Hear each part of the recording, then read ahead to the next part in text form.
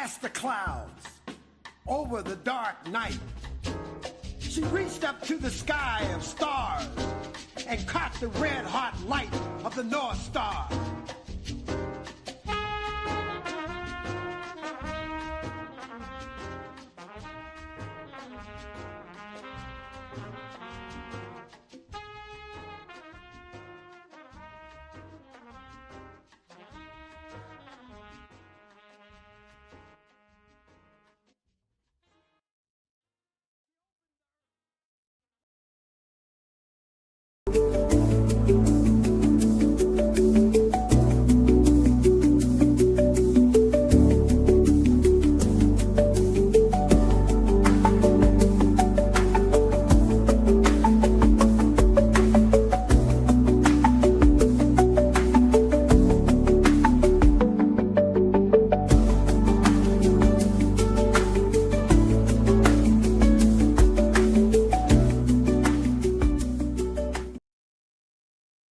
Greetings and welcome back as always.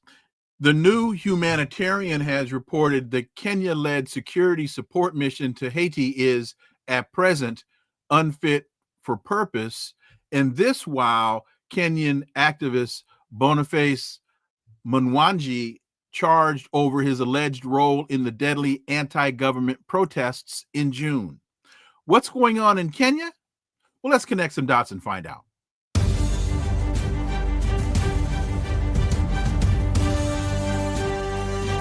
Connecting the Dots with Dr. Wilmer Leon, where the analysis of politics, culture, and history converge.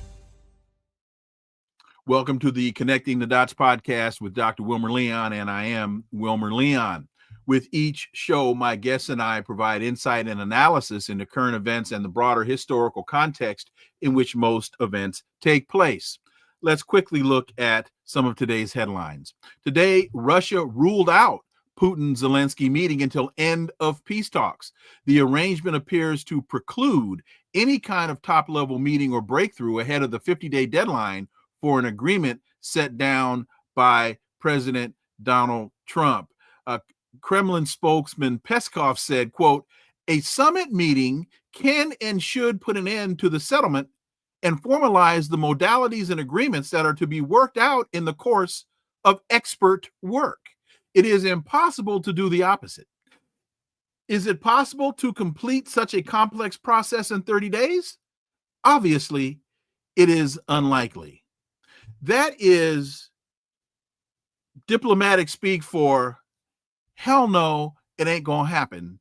And somebody probably needs to explain to little Marco Rubio what Peskov said, since Marco don't understand nothing about diplomacy. As a follow-up, Sputnik reports Zelensky's days are numbered. He'll be the ultimate loser, ex-DOD analyst says. Quote, "Russians hold all the cards. Zelensky has no cards. All he can do is play games and placate Trump," according to Michael Maloof, former senior security policy analyst in the U.S. Office of the Secretary of Defense. One has to wonder, are the recent reports of unrest in Kiev the latest U.S.-backed coup against a guy that the last coup was fomented to install? Has the United States just gotten fed up with Zelensky and is now working behind the scenes for his removal? Time will tell. Folks, have you seen the video of Donald Trump and Jerome Powell at the Federal Reserve construction site? During the visit, Trump and Powell, accompanied by Senator Tim Scott, stopped to address news cameras, and here's what transpired. So we're taking a look, and it looks like it's about 3.1 billion. It went up a little bit, or a lot. So the 2.7 is now 3.1. I'm not aware of that. Yeah, it just came out. Yeah, It came out. I haven't heard that from anybody at the Fed. Yeah, it just came out. It just came out. And then Tim Scott chirps in. 3.1. 3.2. Oh, I heard it too. Yes. I don't know who does that. You're including the Martin renovation. You just That's added. our entire capital plan. Yeah, you just added in a third building. Is what that is. That's a third building. Well, including no, the but Martin building. it's a building that's being built. No, it was built 5 years ago. We finished Martin 5 years ago. It's part of the overall work. But it's So, not new. So we're going to take a look. We're going to see what's happening, and it's got a long way. Do you expect any more additional cost overruns? We can stop it Don't there. expect them. We We're can ready stop for it there. That now Donald Trump's supposed to be a real estate guy, and he's adding in buildings that were built 5 years ago. And Tim Scott, Yazza boss, I heard it too. Yazza, I heard it too. Please, that folks, it would be funny if it weren't so pathetic. And so with that, on today's episode, the issue before us is, according to the recent statement by the Black Alliance for Peace, in June 2024, Kenya was racked by youth mobilizations referred to as the Gen Z movement protests, as that nation's young people rose up against the neoliberal austerity measures enacted by the U.S. lackey President William Ruto. What's going on there now? My guest is the coordinating committee chairperson and former national organizer for Black Alliance for Peace, and just returned from Kenya, Ajamu Baraka. Brother Baraka, as always, welcome back. Good to be here. Thank you so much for inviting me back. Any comments on the Donald Trump, Jerome Powell exchange? You know, if I really cared, I would be embarrassed if I was a U.S. citizen that's concerned about the standing and the presentation of the head of state, because Trump is such a crass, ignorant individual, petty. It's so unbecoming of a president to engage in this kind of public activity. And I think Jerome Powell did what he had to do, just tried to maintain some degree of dignity, and allow Trump to do whatever he intended to do, which was basically to attempt to embarrass the Fed chair. It's really silly and unfortunate for the U.S. state. Here's the context that people need to understand.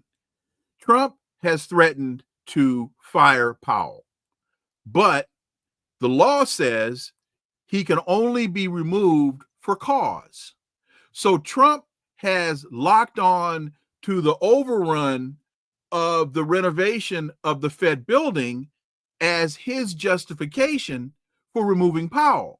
So he wants to show up on the scene thinking he's got the big pistol in his belt, and he's walking through doing his observations, and now he wants to hold Powell accountable for this humongous mistake and overrun. And so he thinks he's going to clown Powell in his own building. And so he pulls out his pistol. He ain't got no ammo. That's what he's shooting blanks. He's shooting blanks. And of course, he's got Yazza boss standing next to him. Oh, I heard 3.1, 3.2 billion too. Oh, Stephen. Stepping.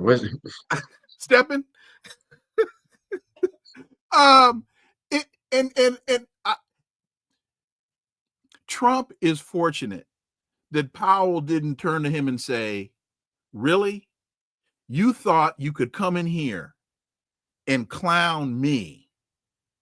He's to your point, he's very fortunate that Powell maintained a sense of decorum and allowed the moment to speak for itself. Exactly. Which is what almost anybody would have done. I mean, this is it's probably embarrassing to a lot of people that you have someone with that kind of character who's actually empowered to make critical decisions that literally impact millions of people around the world. And again, it's just another reflection, another example of how dangerous the U.S. state really is. That these individuals, and this person in particular, represents is that the best that the U.S. can produce? That is the best you can put forward to the global public as your maximum leader. I mean, is a dangerous reality on the heels of a Joe Biden, George W. Bush. Look, whatever one might say about Obama, you know, he's not one of my favorite people. At least he was competent. Okay, these individuals, and these other individuals, I mean, they have really been not just mediocre, but really quite pathetic. He makes George W. look competent, and that's hard to do. Two more quick points, and then we'll move on. Point one, this is the guy, to your point, that's on the phone with Vladimir Putin. This is the guy that's on the phone or meeting with Xi Jinping, and he pulls idiotic stunts like this. And the other thing is, and if I'm wrong on this one, please tell me your thoughts. Human nature, in my opinion, human nature would be when Trump reaches into his pocket to pull out that piece of paper that he believes validates his point, and he hands it to Powell. And Powell then totally invalidates that paper. The natural response when Powell gives it back to him would be to put it back in his pocket. But what does he do? He doesn't do that, because that piece of paper has now been proven to be worthless as a $17 bill. He gives it to Yazabos. Yeah. Yeah. Is that a valid observation on my part? I think it is. I mean, he's someone who is used to being in control, having ultimate power, and you're right. I mean, psychologically, it meant nothing to him now. It was invalid, and so you give it to your cleanup person. Yazabos, I heard 3.1 billion too. Right. Okay. Okay. So let's move on now to more serious matters.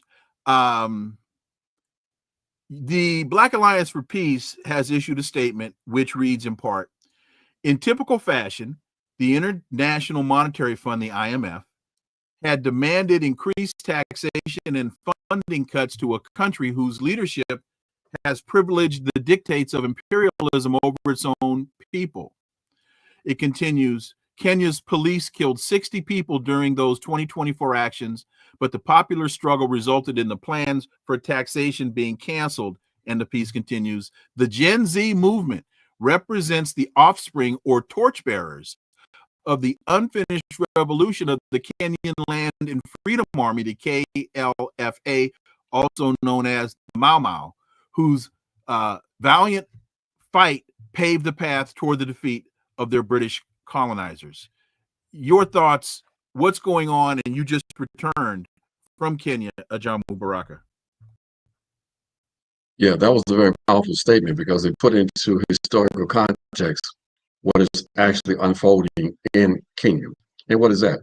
It is the unfinished revolution, the unfinished process of authentic decolonization.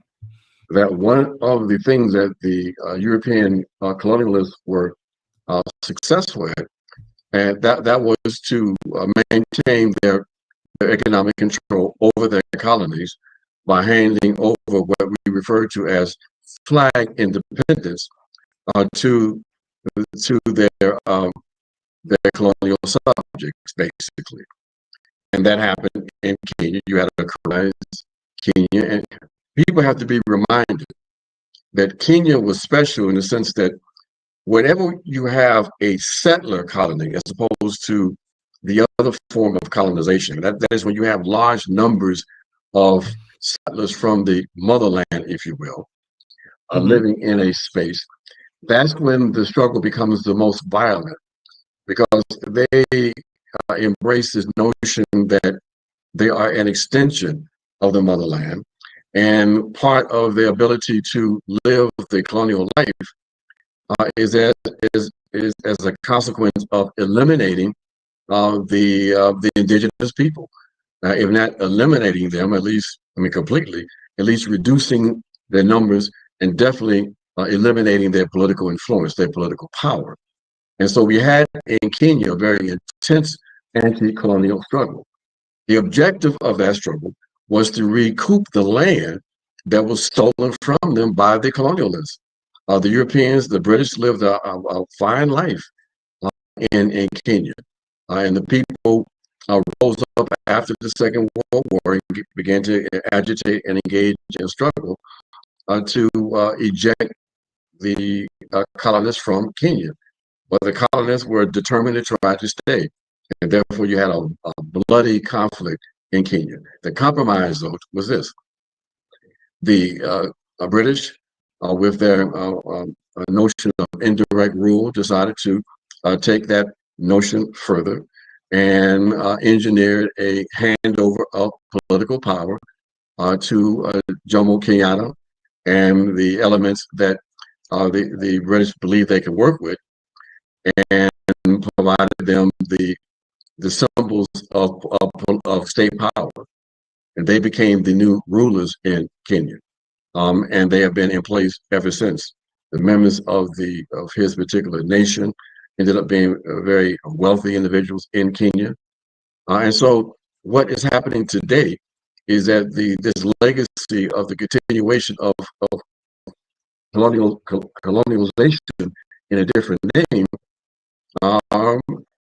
has been embraced by the youth, and they having picked back up the struggle for authentic decolonization. So they went to the streets last year when they were instructed, when the Kenyan authorities were instructed by the US and the IMF to impose these draconian taxes on the Kenyan people, where they were taxing things like eggs and other personal items in order to raise resources to do what?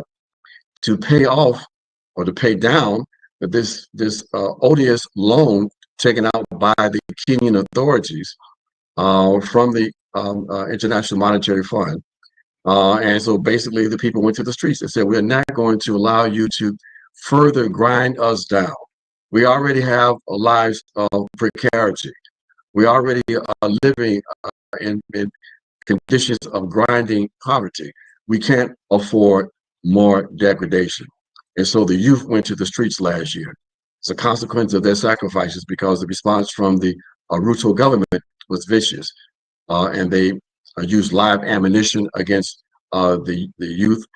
They drew blood and they took lives. And so that struggle continues. As a consequence of those struggles, the Ruto government eventually withdrew the new legislation that was going to impose the new tax structure. But that struggle continues. And when I was there last week, we had a chance to meet with a number of the leaders of that struggle. And they are quite adamant that they want to create the conditions for real change in Kenya, and not just a lateral transfer of power from one set of the elite to another. The other issue they raised, Dr. Leon, was their acute understanding of the role that Kenya is playing, not only in East Africa as a puppet regime advancing and protecting the interests of the U.S. government, but also the role that they are playing in Haiti. We all know, and we've talked about this on your program before, that the Kenyans, under the economic support of the U.S., were shipped, that is, their soldiers, or the police forces they call them, were shipped over to Haiti to continue with the process of undermining and denying democracy in Haiti, under the guise of helping to counter the so-called gangs and all of the chaos that they claim existed in Haiti. And this was framed, believe it or not, as a Pan-African solidarity move. So you're talking about the distortion of Pan-Africanism it being now in alignment with imperialism is the ultimate insult against all of us who are authentic Pan-Africanists. So this is a situation we find in Kenya. The struggle continues with the youth. There are worker strikes. There's a massive strike right now taking place in Mombasa among the warehouse workers. And so it remains to be seen what might happen. But we do know that there is an intense struggle that is only becoming more intense. And there's the photo of former Secretary of Defense Lloyd Austin with Kenyan President Ruto as Austin was bringing Ruto the check and signing the agreement that Kenya would be the minstrel face, the black face on American imperialism with the reinvasion of Haiti. And also we've got just a little footage. Let's show the footage of some of the protests that are going on and that were going on in the street in Kenya. Ruto's regime.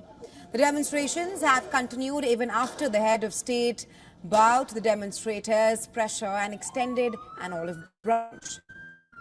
Last Sunday, Ruto declined to sign the contentious Finance Bill 2024 into a law, saying that he was ready to hold face-to-face talks to address the issues of the Kenyan youth. But the demonstrators... Okay, that just to get a sense of, so what was you went last week, you spoke to some of the youth leaders. What was the mission of your trip, and what was your sense or the outcome of the dialogue? It was both a journalistic trip to, as a journalist, as you know, I am one of the editors of the Black Agenda Report.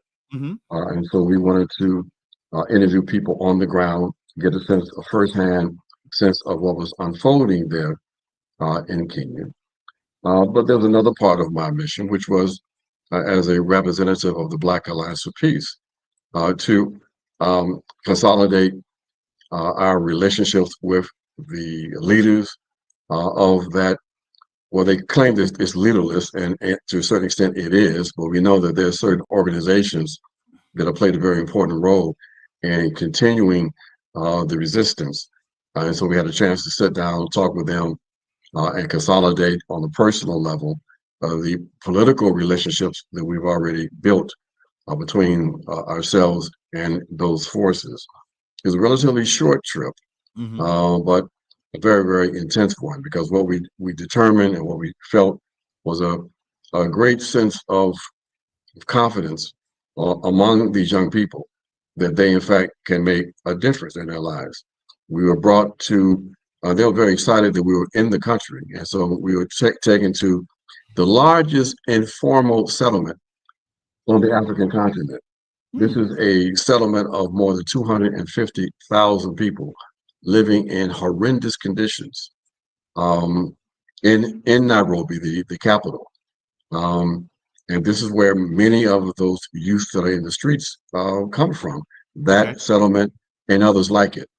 So this was the mission that we were involved in, and we had a chance to see things firsthand on what was unfolding there in that country. Carol Asbaram, who's a member of the Connecting the Dots Club, she said, thank you, Carol, for that super sticker. Internet rumor says the UN is moving to Kenya. Is this true? If so, when will this occur? Did Ruto sell out Africa in this deal? More Europeans in Africa means mischief. Your thoughts? Well, they definitely have translated into more mischief. I haven't heard. I heard something like that, but the UN is going to be in the New York and in Geneva. I don't think that the facilities to be able to accommodate the United Nations in Kenya is in place, and nor are any resources available to engage in any kind of massive construction to accommodate the United Nations in Kenya. So until there's more evidence on that, I wouldn't get too excited about that possibility. Let's quickly move, because there's another. Where did this question go? Yeah, you were recently in Iran, and Clifford Bristow wants to know how your trip to Iran went, and what were your thoughts about the trip? Well, it was I was in Iran 2 weeks before the war that was launched by the Israelis with the full support of the U.S. government, and we had a chance to meet with various officials and to meet with common or ordinary Iranians to talk about the situation that was unfolding there in their country, to talk about the relationship between people in the United States, ordinary people in the United States, and ordinary people in Iran, and to try to determine why we have such great antagonism between the two societies. And it was determined that it's not the people versus people. Correct. That's the issue.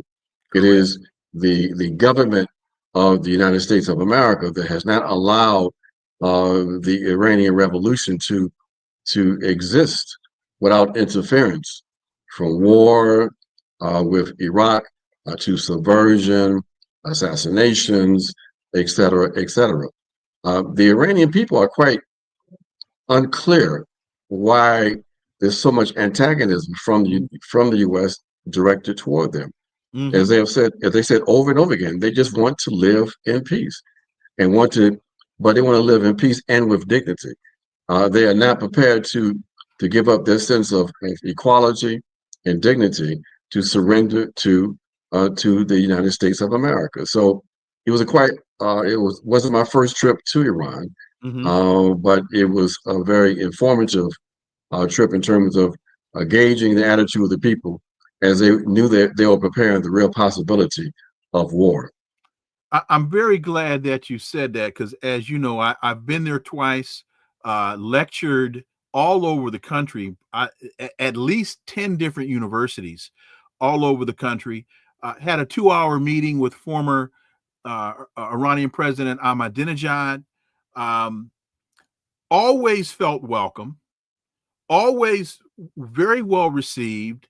And that wasn't just in terms of the delegation that I was with. I was standing on the street at an ice cream shop, and a guy and his girlfriend walking down the street noticed me from having seen me on Press TV and turned, oh my goodness. I mean, walking through the bazaars, when people heard us speaking English, they flocked to us just to engage. Again, right. Felt nothing but welcome. It has nothing to do with the Iranian people versus us. They just want the American government to leave them alone.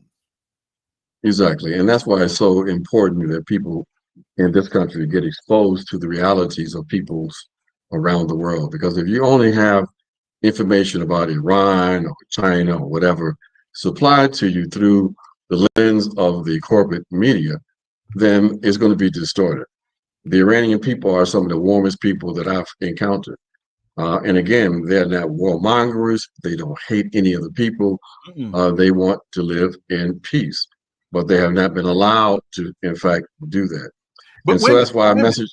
And to your point about dignity, we here, if I am overstating this, please correct me. We in the West do not understand how serious dignity is to them. They are the warmest people. They will do anything for you, but let them get a sense of disrespect, and you're about to engage in a fight the likes of which you have never experienced. Do not mess with them. They are serious about that life.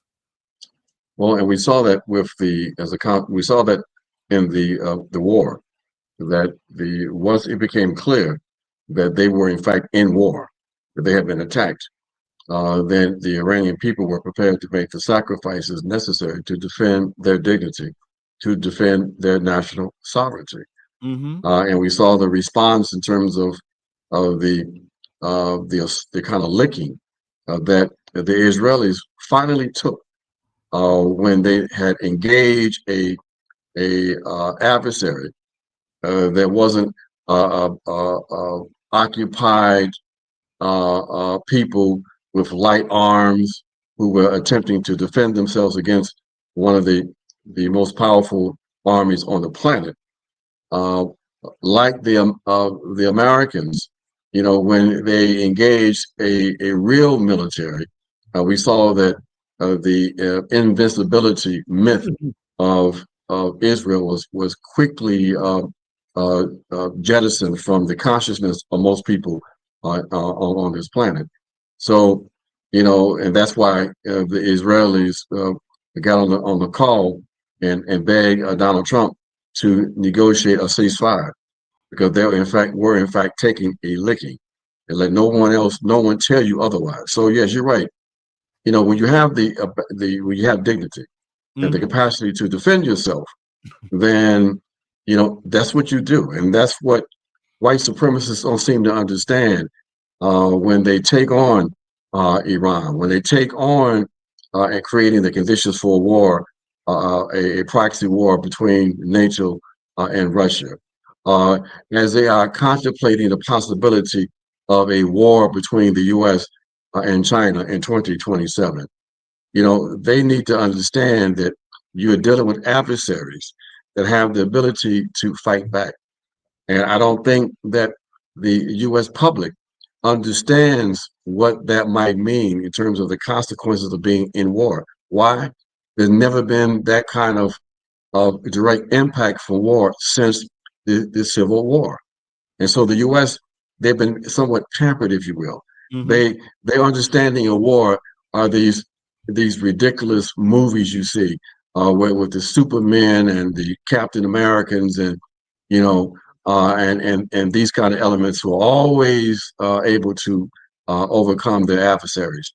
But they don't understand. They haven't smelt the death and seeing the smashed up bodies. They had never experienced in not knowing where the next meal was coming from, because food supplies have been severed into the major cities. And if that ever comes to the U.S., there's no question in my mind that the ability of the U.S. to sustain itself is quite flimsy, because the people in the U.S. are not prepared for the reality of war, and that's why it's important to try to avoid that by putting pressure on these psychopaths who are making policy for the U.S. You don't want war, and you don't want to have the U.S. engage in war in other places in your name, because there's something called blowback that eventually comes back to you. Chalmers Johnson wrote a great book, and I had a chance to interview him before he passed on that very subject. And just real quick story. I'm in Tehran walking through the bazaar, and we're walking and talking, and one of the vendors in the bazaar hears us speaking English. And he comes out from behind his stand and he says, "America." He's got this big smile on his face. "America, America, take me to America. I want to go to America." And I said, "Man, as beautiful as your country is, why would you want to go to America?" And he says, the beaches, take me to the beaches. And he's laughing and we're talking, and I can't remember what the question I asked him, but I asked him a question about the United States invading Iran. And man, when I said that, he flipped, he went damn near psycho. And he turned and said, nah, I will kill you. I will kill you to defend my country. And I said, I get it, partner. I get it. We don't get it, but I get it. He flipped just like that. He went from take me to America to damn it, I'll kill you. And he wasn't joking. I can imagine. Yeah. He was not joking. Okay. So let's move to another issue. The Democratic Party, if I've been saying this all week, and I will continue to say it. I won't go into as long of a diatribe as I did before. We are being told that people in Gaza are starving. And I have been saying to the audience, no, these people aren't starving. They're being starved. And that there is a huge difference between the two. This is not an act of natural disaster. This is a conscious decision by the Israeli government and the American government that Israel's final plan is to starve the Palestinians into submission. And I want to throw that to you along with Alexandria Ocasio-Cortez has voted with the overwhelming majority of the House against withholding $500 million in missile funding to Israel. Ajamu Baraka. I mean, it's obscene that we have in 2025 a situation where we are seeing images of people being literally, as you said, starved to death. Starvation being used as an instrument of war. And Dr. Leon, as you know, I argue that if the Palestinians had not been racialized as non-white, there's no way that they would have experienced a tenth of what they've been forced to experience these last 2 years. And especially now with images of babies starving to death, children starving to death. And the fact that this can happen, that there's not a greater uprising from the people is absolutely incredible. To me, it demonstrates that in the West, and particularly in the U.S., we have, in fact, a right-wing culture of death. I mean, I think about this all the time, Dr. Leon. I wake up thinking about what is happening in Palestine. I feel violated that we have to be forced to witness this crime taking place every day, and is allowed to continue. I mean, the fact that you have people, Palestinians, who have to line up to try to get some food at this, and them being subjected to sniper attacks from the guards. I mean, they have murdered over 1,000 people at these so-called feeding stations. It's absolutely incredible. And how people could this continue? Are dropping dead from starvation at the feeding stations, waiting to be fed. George Galloway has video of this. I saw that video, and he was very, very upset. He used a term that I've been using ever since. He said, "How can this be allowed?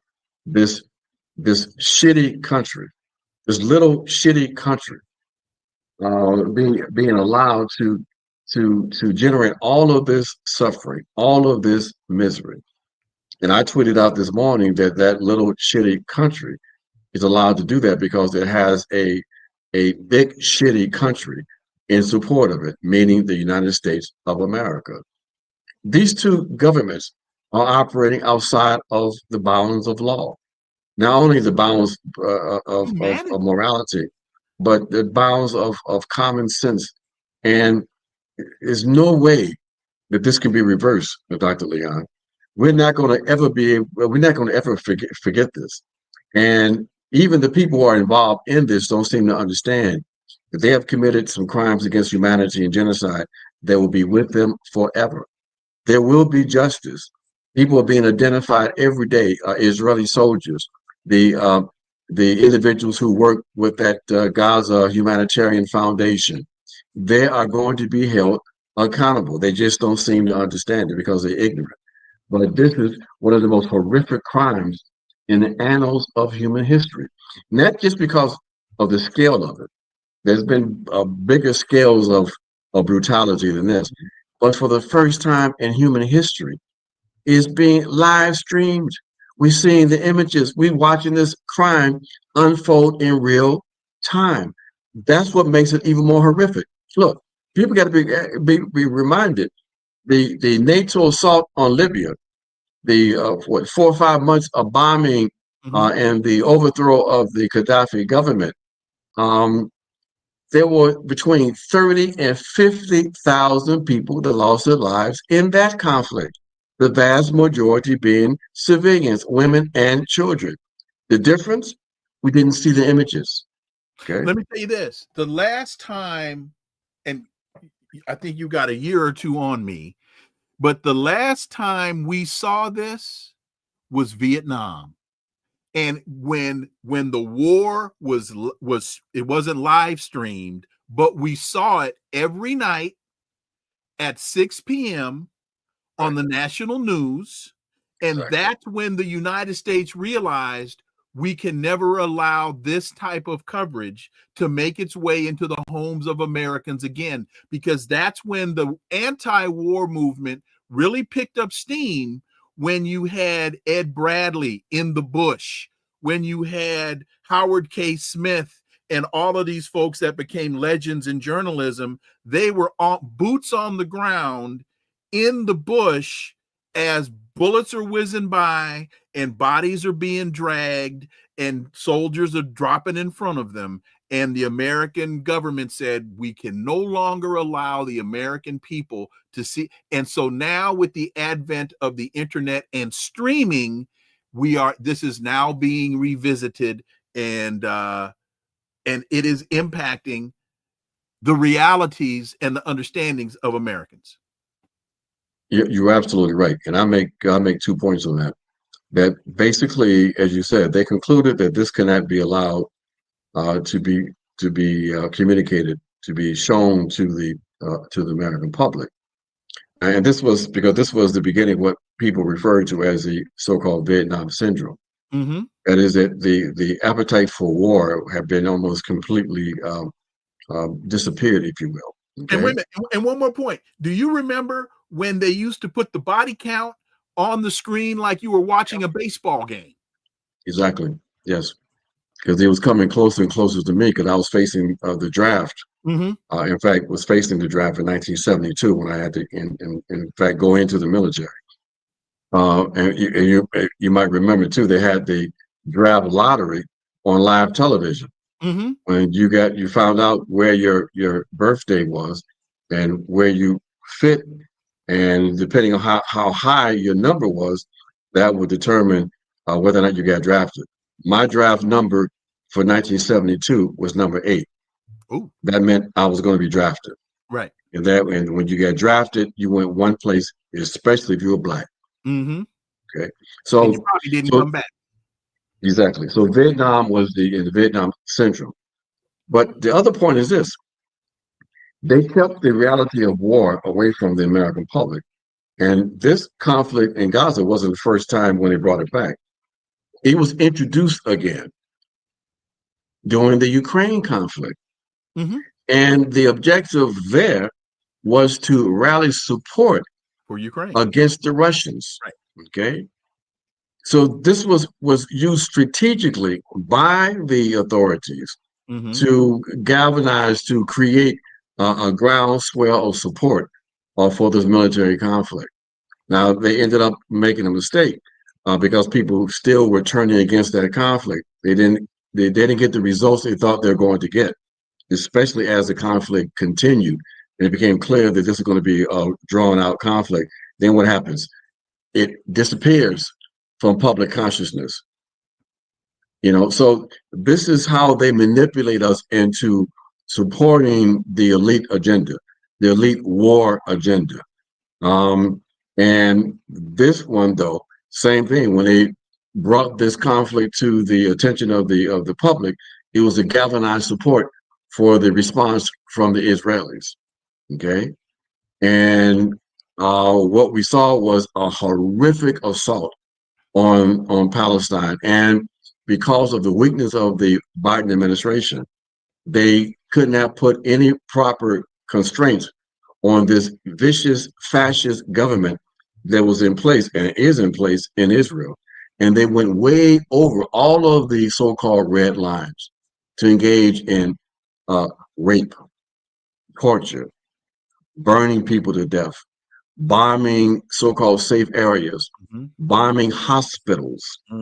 And basically in the process, they have created what I referred to in an earlier piece, an international Hosbian state of nature, where it's power that determines right, okay? And it is undermined and reduced morality, international morality, to a point where basically you have the normalization of the Hunger Games, basically. You know? Did you say Hobbesian state of nature? Yes, sir. Okay. I wondered because it broke up on me, and so my political science ear went to Thomas Hobbes and John Locke, and exactly reverting to the state. I knew you would catch that one. Yes. Gotcha. Final point, and I hate to bring it up, but I think that there are some relevant aspects of this that we quickly need to hit on, and that is this Epstein issue. And the reason that I say I hate to bring it up is because there are two aspects of this that, in my humble opinion, are conspicuously absent. One is the focus on the victims. There has not been, for all of the, in terms of Western media, if you look at MSNBC and CNN, 80% of the news day, yesterday and the day before, was Epstein files. Very little discussion about the victims. And the other thing is, her name is Victoria Ward, I think, was the journalist from the Daily Beast that wrote the story that when Acosta was asked about why did you go so light on Epstein, Acosta was told, because I was told he's intelligence, to leave him alone, that he was above my pay grade. And I think when you throw, and that he, and many believe that he was operating on behalf of Mossad, as Ghislaine Maxwell's father, Robert Maxwell, was alleged to be Mossad. So when you throw the intelligence aspect of this into the equation, you then have to ask other questions, which I believe they're staying as far away from this as they possibly can. I agree with you, Dr. Leon, that yes, people are forgetting in their salacious attraction to the details of this case that there are victims, and these victims were underage. Okay, and that's why so many underage. And that's why so many elements of the MAGA base have been repelled by their boss, their leader, who appears to be implicated. But I would say this: I think that the real issue with the reversal about the Trump administration and Trump himself on releasing all of the information that could be released on the case is the point you just made. It is connected to the methods of intelligence gathering.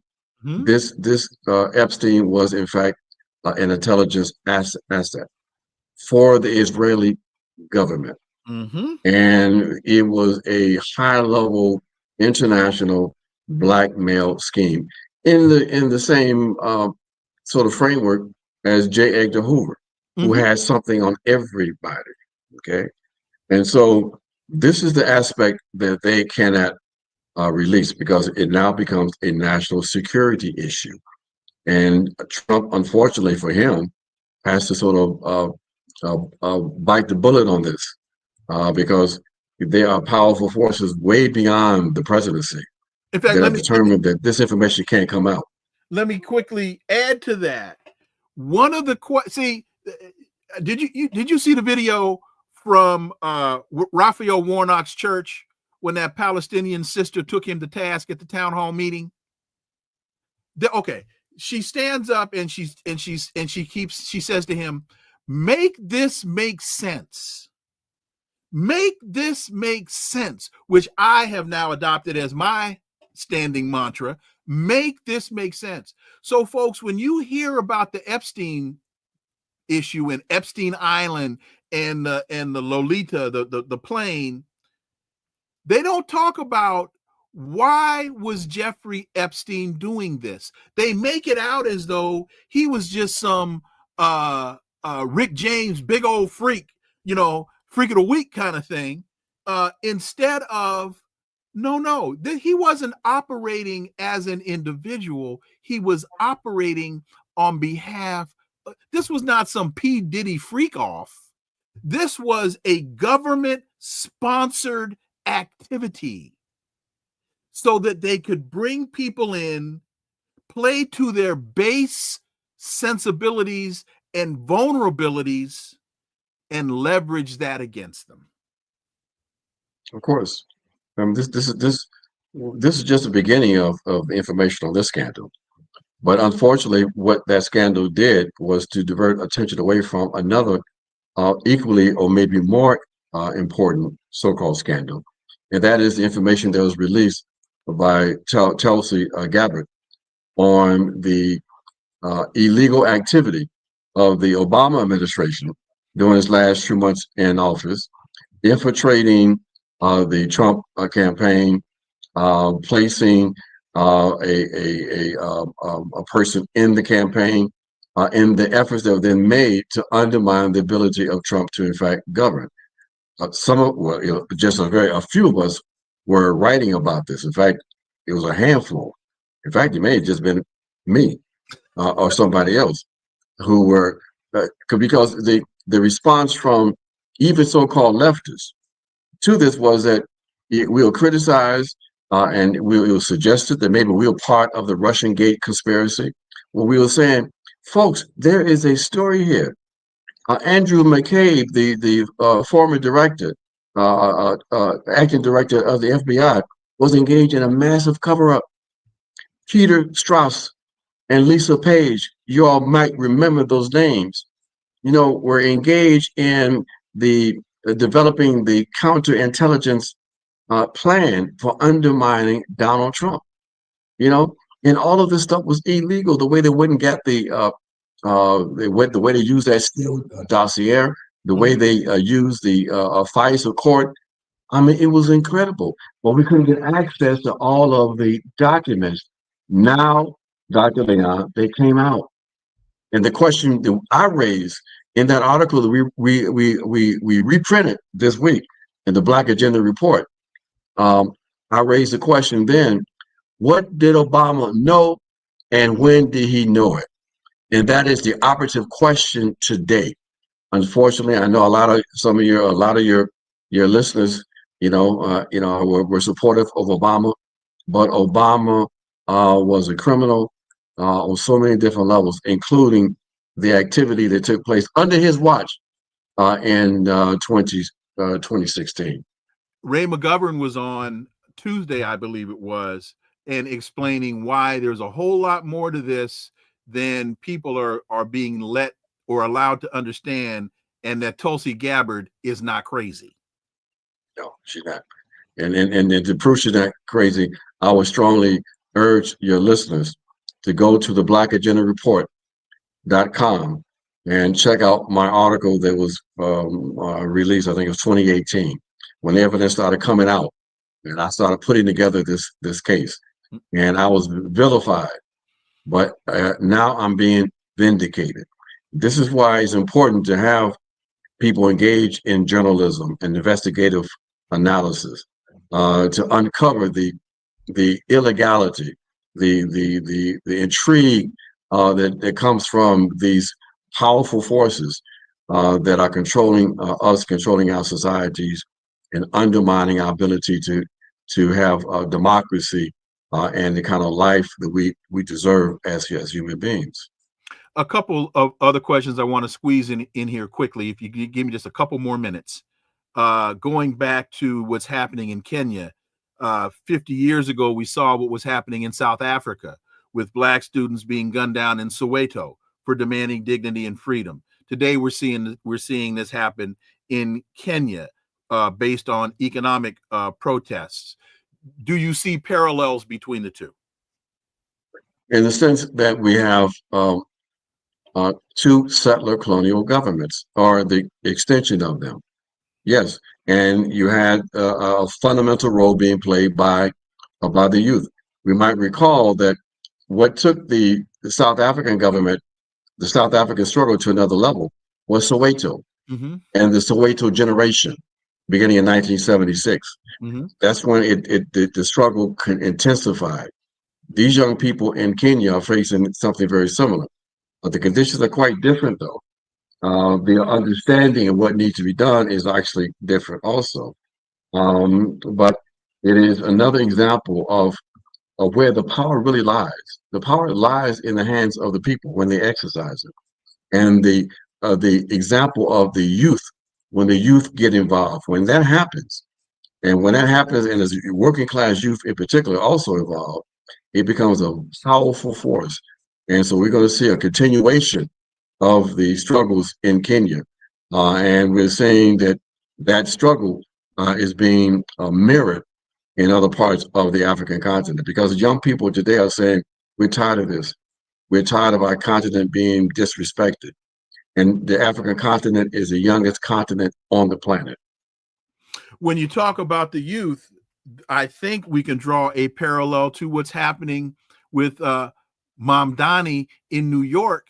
And a huge part of his success was the younger demographic that he targeted, and how he was able to engage them and get them to turn out.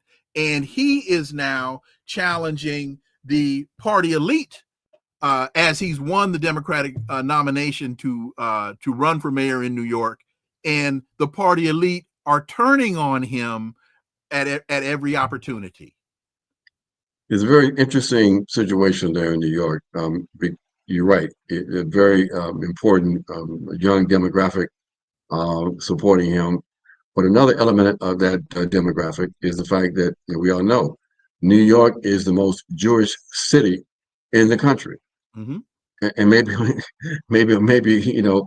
the planet, including in Israel. Because a lot of those settlers from Israel come from New York. Exactly. He wants significant numbers of those folks as a Muslim through his campaign. And as you said, instead of the Democrats understanding the potential of that kind of campaign, the kind of issues that he's been raising, social justice issues, instead, because the Democrats have been corrupted by big monopoly capital money, they see it as a threat, and they are attempting to undermine. He's trying to counter that, and we hope he doesn't try to counter that by going too far to the so-called center. We see that over the last few days, a number of Democrat operatives were included into his campaign, and so we hope that's not going to have an impact on his messaging, and for him to do what Bernie did and that utter that S word again, socialism, as he tries to attack to the center. If that's the case, he's going to undermine his base. They won't come out. They'll be demoralized, and he's going to lose because there's still the possibility of an independent challenge, either coming from Eric Adams or Cuomo. We believe it's probably going to be Cuomo at this point. And so, it remains to be seen what's going to happen. Back in the day, we all know you won the Democrat Party primary, you basically won the mayorship. But not today, not with the kind of right-wing politics that are hegemonic within the Democrat Party.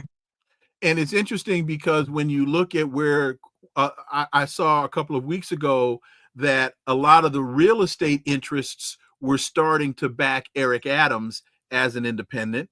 And now we're seeing some of the Democratic money is moving to Cuomo as an independent. And even Donald Trump has voiced support for Cuomo in New York.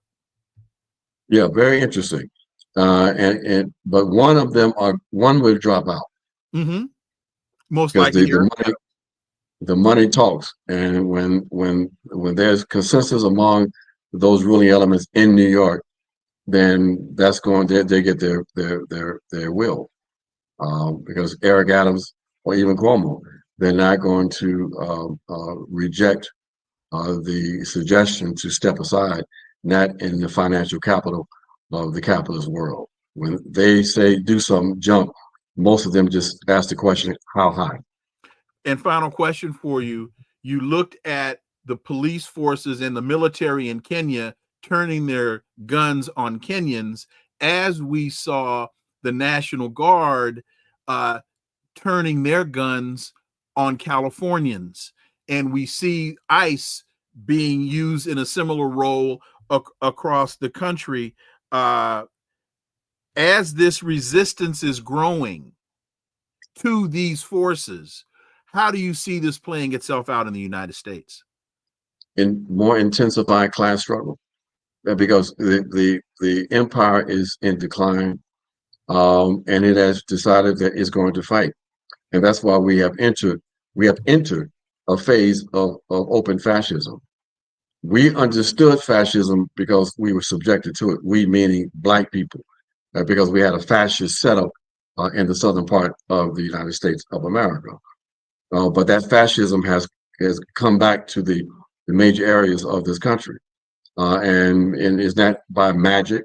It is a decision made by the ruling elements that liberal bourgeois democracy it can no longer really be allowed to exist in the same way. And although this totalitarian response in terms of clamping down on opposition, undermining basic human rights, this is the route that they're prepared to go, both in this country and globally. Before they can advance themselves globally in their aggression, they have to have the domestic situation controlled and contained. And so it means a dangerous situation for all of us. Brother Ajamu Baraka, thank you so much for your time. Greatly, greatly appreciate that analysis as always, and look forward to having you back. My pleasure. Thank you so much. Folks, thank you all so much for listening to the Connecting the Dots podcast with me. New episode next week. I'm working on a very, very, very special guest for Monday, not at liberty at the moment to mention the name, but if we are able to put it together, it is somebody you are definitely going to want to stay to hear from. So stay tuned. I'm really hoping we can put this together for Monday. Please follow, subscribe, leave a review, share the show. As always, got to thank new members Sandra Hearn, Stanley, Ferguson, and Maddie. Thank you all so much for becoming new members. Greatly, greatly appreciate that, and look forward to more of you all doing so. Follow us on social media. All the links are below. And remember that this is where the analysis of politics, culture, and history converge. Talk without analysis is just chatter. And as you can tell with guests like Brother Baraka, Ajamu Baraka, we don't chatter. Why? Because we're rhetoric free. See y'all next week. Until then, enjoy your weekend. Peace and blessings. Peace. I'm out.